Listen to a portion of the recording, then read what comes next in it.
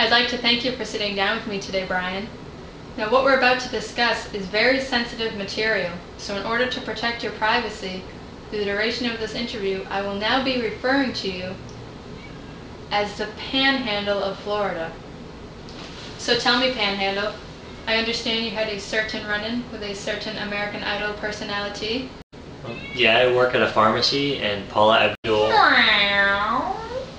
came in and purchased 2 bottles of aspirin. Oh yeah? I bet she did. I bet she did buy herself a little aspirin. And then she left. When she sauntered into whatever pharmacy it is you work at, what drugs did you think she was on? I didn't think she was on any drugs. Heroin. No. The cocaine. Nope. Hash. No. Dexatrim. I don't know what that is. Stool softeners. No. When you confronted her about her bulimia / hysteria / drug addictness, did she try to defend herself? Nope.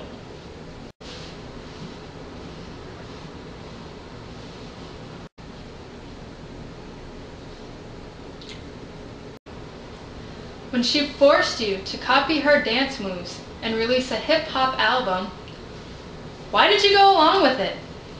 I didn't release a hip-hop album. You knew you weren't a dancer. Why did you let her convince you that you were?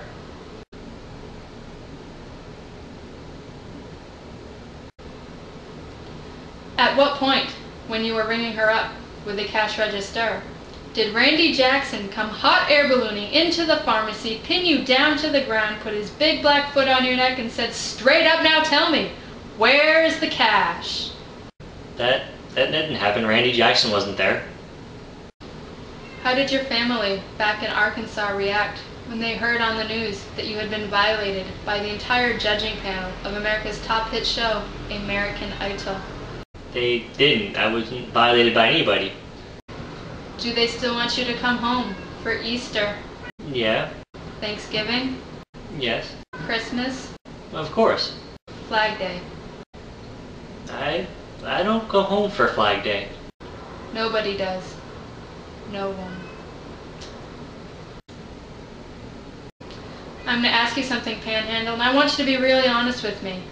On a scale from 1 to 10, how big of a hot mess do you think Paula Abdul is? I'd say she's about a 7. Wrong. 38. Up next, Yoko Ono and I roast a duck.